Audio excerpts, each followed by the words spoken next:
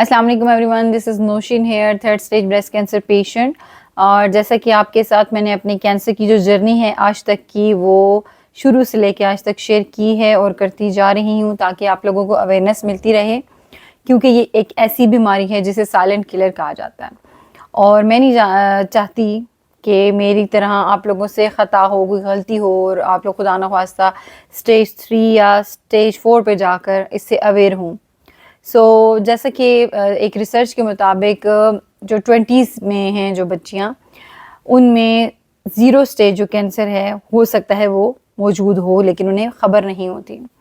हम समझते हैं कैंसर की 4 स्टेजेस हैं, 1 2 3 4, लेकिन ऐसा नहीं है। एक स्टेज जिसकी 0 भी है, जिसको प्री कैंसरस कंडीशन कहा जाता है, और ये बिल्कुल स्टार्ट होता है कैंसर का अगर इसमें काबू पा लिया जाए उसी वक्त, तो आपको ये सर्जरी और ये मुश्किल तरीन तकलीफ दे प्रोसेस से नहीं गुजरना पड़ता, और आप सिर्फ मेडिसिन या कुछ कीमोथेरेपी से ही हील हो सकते हैं।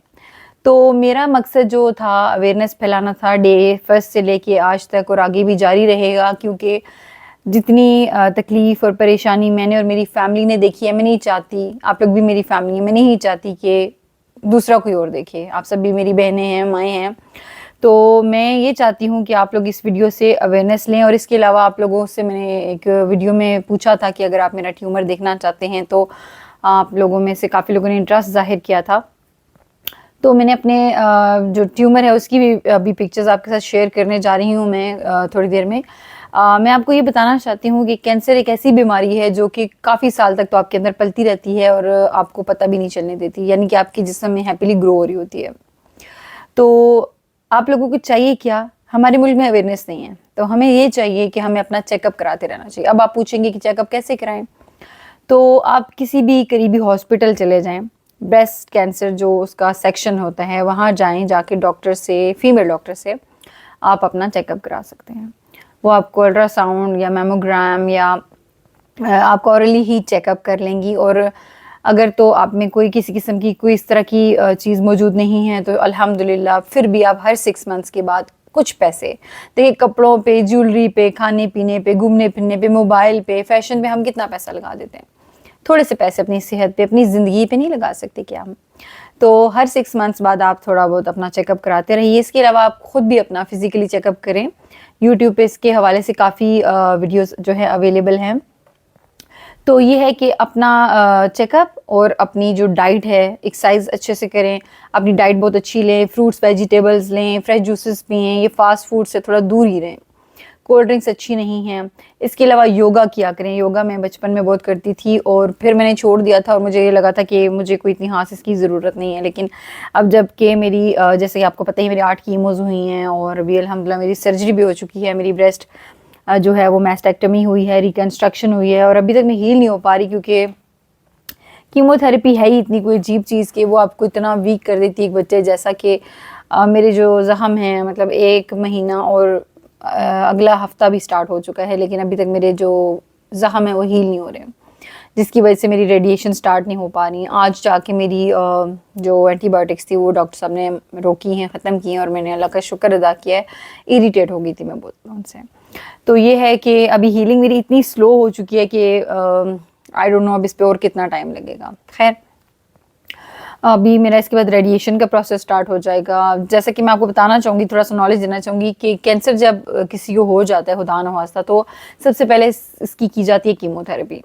कीमोथेरेपी के सेशंस वो अकॉर्डिंग टू द डिजीज़ जो है डॉक्टर सजेस्ट करते हैं, और मेडिसिन भी डिफरेंट होती हैं। जब कीमोथेरेपी होती है तो उससे जो आपके कैंसर सेल्स होते हैं, जो आपका ट्यूमर होता है, उसे फ्रीज़ कर दिया जाता है। उसके बाद उस ट्यूमर को सर्जरी के ज़रिए रिमूव किया जाता है। जब वो रिमूव हो जाता है, उसके बाद जब आप हील कर जाते हैं, तो उसके बाद आपको रेडिएशंस जो है वो दी जाती हैं। रेडिएशंस क्यों दी जाती हैं अगर ट्यूमर रिमूव हो गया? ज़्यादातर लोगों का क्वेश्चन ये होता है। तो रेडिएशंस इसलिए दी जाती है कि जब आपकी बॉडी से ट्यूमर रिमूव किया जाता है, देखें आपके जिस्म में एक जहर, कोई जहरीला जो है मादा या कुछ चीज़ पल रही है, वो हो सकता है अपनी जड़ें भी इधर-उधर छोड़ चुकी हो। वैसे तो कोशिश की जाती है कि उसको फ्रीज़ डेड करके निकाल दिया जाए, लेकिन कहीं न कहीं कोई ना कोई पार्टिकल खुदा न ख्वास्ता रह सकता है। तो रेडिएशंस के थ्रू से बिल्कुल मार दिया जाता है और आप दोबारा से अपनी लाइफ जीना स्टार्ट कर देते हैं। तो कीमो को थोड़ा टॉलरेट करना मुश्किल होता है, लेकिन इसमें अपनी डाइट का बहुत ख्याल रखना चाहिए। मतलब कि आपको भूख नहीं लगती, वॉमिट आती है, जूसेस, लिक्विड, ज़्यादा लिक्विड इनटेक लें। जितना जल्दी जल्दी आप लिक्विड ज़्यादा ज़्यादा लेते रहेंगे, आपका कीमो बॉडी से निकलता जाएगा। जितना जल्दी निकलेगा, आपको किसी किस्म की भी प्रॉब्लम जो है वो फेस नहीं करनी पड़ेगी। इसके अलावा जो है रेडिएशंस के बारे में अभी मुझे नॉलेज नहीं है। हाँ, सर्जरी का ये है कि जो मेरी सर्जरी हुई थी 12 आवर्स की हुई थी, और 12 घंटे की सर्जरी के बाद अभी जो मेरी मतलब कंडीशन है, मुझे काफ़ी लोगों ने कमेंट्स किए थे कि अब आप कैसा फील करती हैं। तो मैं बताना चाहूँगी कि ब्लड मेरा लॉस हुआ काफ़ी, 4 बॉटल्स लगी भी थी। उसके बावजूद भी अभी मेरा जो ब्लड है वो काफ़ी कम हो चुका है। मुझे बहुत वीकनेस हो गई है। मेरी जो ये फिंगर्स हैं, इनकी जो जॉइंट्स हैं, ये पेन करते हैं। सोते में मेरे हाथ नम हो जाते हैं, बिल्कुल सुन हो जाते हैं, ऐसे लगता है कि साथ नहीं है। फिर मुझे नींद में मैं डर जाती हूँ और मैं मतलब इनको दोबारा से ना होश में लाती हूँ। तो बाकी पेन मुझे बहुत होता है। सो के जब उठती हूँ तो मैं इनको हाथों को इस तरह बंद नहीं कर पाती, मतलब मुझे काफ़ी देर लग जाती है। अभी भी मुझे पेन हो रहा है जॉइंट्स में। स्टिचेस मेरे अभी हील नहीं हुए, उनमें से एक्सक्रीशन निकल रही है, वो गंदा एक मादा होता है, वो निकलता रहता है। आहिस्ता आहिस्ता ठीक हो रहा है। मेरे कुछ जख्म हैं जो रिकन्स्ट्रक्शन के, वो भी अभी कच्चे हैं, वो आहिस्ता आहिस्ता आहिस्ता हो रहे हैं हील। नॉर्मल एक बंदा जो होता है वो 10-15 दिनों में उसके ज़ख्म हील होना स्टार्ट हो जाते हैं, और 3-4 वीक्स में बिल्कुल हील हो जाते हैं। जबकि मेरा 5वां वीक स्टार्ट हो चुका है, लेकिन अभी हीलिंग बहुत स्लो है। खैर, इंशाल्लाह अल्लाह ताला खैर करेंगे। और उसके बाद मेरी रेडिएशंस हो जाएंगी, और फिर मैं नॉर्मली अपनी लाइफ इंशाल्लाह ताला स्टार्ट कर दूँगी। बहरहाल अभी वीकनेस काफ़ी हो चुकी है मुझे। उसके लिए है कि मैं डाइट कोशिश तो करती हूँ अच्छी लेने की, लेकिन फिर भी आपको पता ही है एकदम से चीज़ें रिकवर नहीं होती। मैं अपनी ट्यूमर की जो पिक्चर है वो आपके साथ शेयर करना चाह रही हूँ। इसलिए भी करना चाह रही हूँ, कोई मतलब इस तरह नहीं है वजह कि मुझे कोई फेम चाहिए। मैं ये चाह रही थी कि आप लोगों को अवेयरनेस हो। सो अवेयरनेस बहुत ज़रूरी है। हमारे मुल्क में अवेयरनेस नहीं दी जाती, और कैंसर की अवेयरनेस नहीं दी जाती, जो इतनी ख़तरनाक बड़ी बीमारी है। बाहर की कंट्रीज़ में इतनी ज़्यादा अवेयरनेस जो है फैलाई गई है, और लोग जो है वो शेयर करते हैं एक दूसरे के साथ। सो मैं आपको ये भी एक रिक्वेस्ट करूँगी कि मेरी ये वीडियो जो है अपनी बहनों, कज़न्स को, दोस्तों को ज़रूर शेयर करें, ताकि उनमें भी अवेयरनेस पैदा हो। देखें, आपको नहीं पता, आपकी एज 20 साल हो गई है, आपको नहीं पता, खुदा न खास्ता ज़ीरो कैंसर जो है वो ज़ीरो स्टेज ऑफ कैंसर आपके अंदर मौजूद है, आ गया है। आपको 2, 3, 4 साल, 5 साल, 6 साल, 10 साल तक भी पता नहीं चलेगा, और वो आहिस्ता आहिस्ता जो है वो बढ़ता जाएगा। तो इससे आपको थोड़ी अवेयरनेस मिलेगी, ताकि आप जो हैं वो इसको खुदा न खास्ता डायग्नोज होने से पहले ही जो है ना इस पे काबू पा लें। सो ये ट्यूमर की पिक्चर मैं आपके साथ शेयर कर ली हूँ, इसको देख लीजिए। इसमें काफ़ी सारी पिक्चर्स थी जो कि मैं आहिस्ता आहिस्ता आपके साथ शेयर करूँगी। ये जो पिक्चर है अभी मैं शेयर कर रही हूँ, इसमें मेरा नाम भी देख लीजिए मेंशन हुआ हुआ है। इसमें जो है ये ट्यूमर भी निकाला गया है, एक्जिला का ट्यूमर भी निकाला गया है, क्योंकि आपको जो ट्यूमर होता है वो जड़ें छोड़ता है। तो ये जड़ें जो थी काफ़ी आगे चली गई थी, इस वजह से एक्जिला से भी रिमूव किया गया है, जिसकी वजह से अभी ये जो मेरा बाजू है बायाँ, इसको मैं ज़्यादा मूव नहीं कर सकती, मतलब ऊपर हवा में तो उठा नहीं सकती। एक साइज़ का बोला गया है, वरना यही कहा गया था कि जाम भी हो सकता है, खुदा ना खास्ता। और इसके अलावा लाइफ टाइम के लिए इस पे इंजेक्शन और इस पे बीपी चेक नहीं किया जा सकता, इस पे कोई कैनुला नहीं लगाया जा सकता। तो इन चीज़ों से जो है वो बिल्कुल मना कर दिया गया, प्रिकॉशन है ये आम की। तो मैं रिक्वेस्ट करूँगी फिर से एक दफ़ा आपसे कि एक्सरसाइज को अपना डेली जो है वो आदत बना लें। थोड़ी सी एक्सरसाइज छत पे जाके कर लें, रूम में कर लें आप। फ्रेश जूसेस जो हैं वो बना के पिए, नहीं तो फ्रूट खा लिया करें, एप्पल खा लें, बनाना खा लें, मौसम के जितने भी फ्रूट्स होते हैं वो आप खा सकते हैं। वेजिटेबल्स खाएं, वेजिटेबल्स बहुत अच्छी हैं, और ग्रीन वेजिटेबल्स बहुत अच्छी हैं आपके लिए। कॉन्स्टिपेशन ना होने दें। और हाँ, आपको कुछ सिम्टम्स भी बता देती हूँ कि खुदा न खास्ता अगर आपको ऐसे कोई सिम्टम्स मौजूद हो रहे हैं तो आप डॉक्टर के पास लाजमी जाएँ।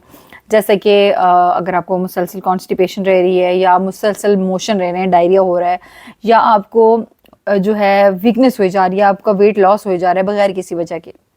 इसके अलावा आपको नींद की कमी है, या नींद बहुत ज़्यादा आने लग गई है, या किसी जगह पे कोई गिल्टी फील हो रही है, कोई सोजिश पेन हो रहा है, किसी जगह मुसलसल खारिश हो रही है, स्किन का कलर चेंज हो रहा है, स्ट्रक्चर चेंज हो रहा है, कुछ भी ऐसा चेंज जो कि अजीब है, या मुसलसल खांसी हुई जा रही है और वो ठीक ही नहीं हो रही, मतलब कॉन्टीन्यूसली काफ़ी अर्से से आपको जारी है।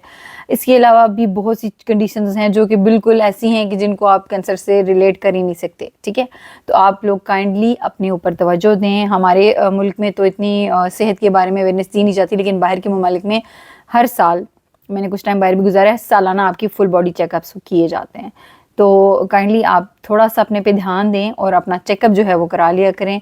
और फिज़िकली अपना खुद भी आप चेक कर सकते हैं शावर लेते वक्त अपने आप को, क्योंकि अगर आपकी ज़िंदगी है तो सब कुछ है, ज़िंदगी नहीं है तो कुछ भी नहीं है। ये सारी खुशियाँ और ये सारी आसाइशें और ये सब चीज़ें यहीं रह जाएंगी अगर हम नहीं होंगे। तो सबसे पहले अपनी ज़िंदगी पे, अपने जिस्म पे और अपने आप पे ध्यान दें, उसके बाद जो है बाकी लोगों का सोचें।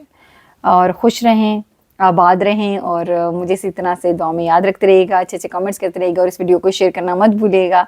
और फिर मिलते हैं नेक्स्ट व्लॉग में। अपना बहुत ध्यान रखिएगा। और हाँ, मुझे याद नहीं रहा, लास्ट में आपको अपने पेट से मिलवाना चाहूँगी।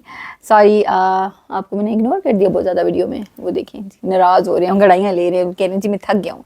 सो दिस इज़ माई पेट। मुझे टर्टल्स बहुत अच्छे लगते हैं और मैं काफ़ी टाइम से ढूंढ रही थी, तो जैसे ही मुझे नज़र आया तो मैं फ़ौरन से ले आई। तो इनसे मिलें, ये जी आपके नए फैमिली मेम्बर हैं, जैसे कि आप मेरी फैमिली हैं और इसमें एक मेम्बर का इजाफा हो चुका है। सो से हाई फ्रॉम हिज साइड हो माशाल्लाह। सो फिर मिलेंगे, अपना बहुत ध्यान रखिएगा। अल्लाह हाफिज़।